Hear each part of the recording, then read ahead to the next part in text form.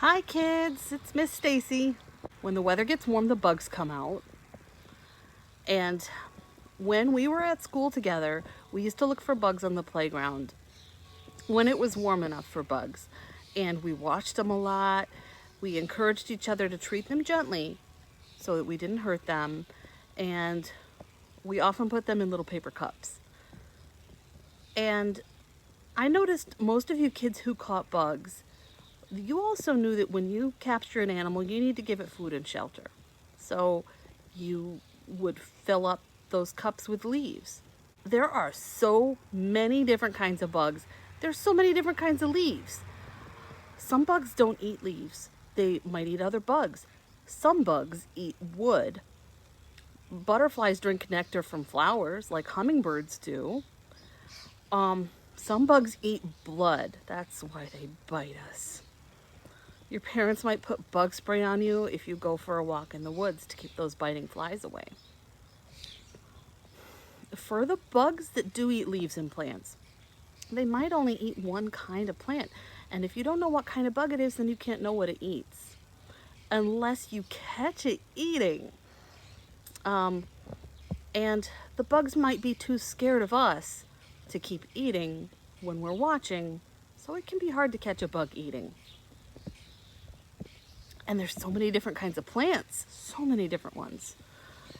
One way to make sure that you feed a captive bug what it needs is to let somebody else do the work for you, like Miss Kaylin from Room 2 ordered some caterpillars, and the company that she got those caterpillars from let her know exactly what kind of caterpillars they are and what they eat, so she knows exactly what to feed it. So she and her daughter are going to get to watch those caterpillars turn into butterflies. So if you go on a bug hunt in the woods or in your yard or in the park, you can guess what the bugs eat. I'm going to look for some bugs in my wood pile. Let me show you. Now we have all this wood to have fun burning in my fire pit. That's my fire pit. See those ashes? The ashes is what the wood turns into after I burn it. Last week, my kid and I enjoyed a fire in the fire pit, and there's this log in my wood pile that was rotting, and there were so many bugs under the bark. So I think that those bugs were eating the wood as it got soft and rotten, and it became just the kind of food that those bugs needed. So why don't I bring the camera to the wood pile with me, and we'll see if we can find any bugs in there again today. This is the log that had all those bugs on it last week. But I took off the bark and I burned it. So what I wasn't thinking about the bugs at the time. I was thinking about I was having fun with the fire pit. So I kind of ruined that cafeteria for those bugs. There's a lot of other wood here that those bugs might have found something to eat in. So let's poke through here a little bit. Maybe if I move this log, there might be bugs underneath it. All right.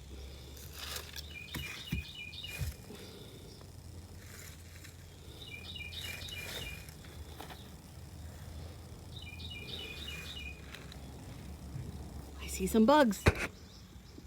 Oh, I see them. I hope the camera is catching them. All of those bugs were underneath this log. Now what we're seeing now is all of these bugs in the dirt, but remember the log was on top of them, and they were under that log for a reason. So I think these are some of the bugs that were eating this wood as it got rotten. Let's have another look at the log. Look at this log.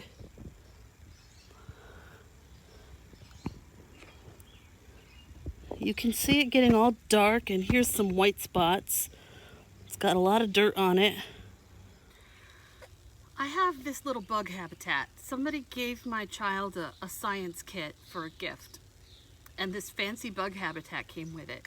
It has this lid that is also a magnifying glass. Is my face upside down in the magnifying glass? Fantastic. So strange. And as you look at it closer, you see different things in the magnifying glass. And as it gets further away, you can see me upside down.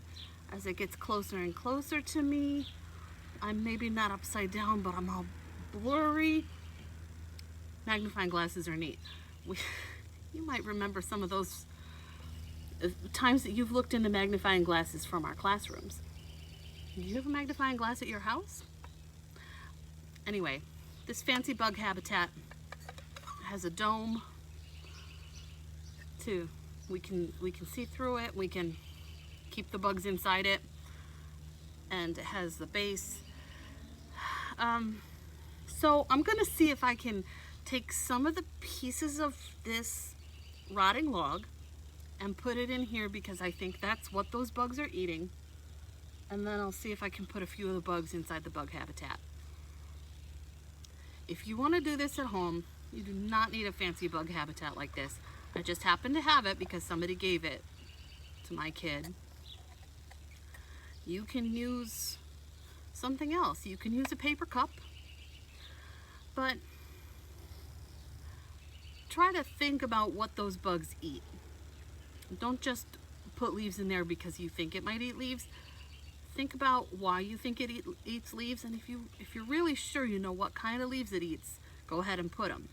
What kind of leaves do humans eat? Do we eat leaves? I do. Here's my salad: lettuce and cabbages. I'm gonna put dressing and other veg on it too. We also eat herbs like oregano, cilantro, parsley. Those are all leaves. I captured this I don't know if it's a millipede, but it has so many legs. Not a million, but you might exaggerate and call it a million legs, which is, I think, why they call it a millipede. And it's sitting there on that little piece of rotting wood inside my bug habitat. The millipede is not moving because I think it's scared. I think maybe I need to give it just a little bit more of rotting wood. But I'm going to try to keep my bug habitat simple. I'm not going to catch any more bugs. I want this millipede to be okay in there. My millipede moved a little bit finally. Do you see it down there? Look how big my finger is, how small this bug habitat is.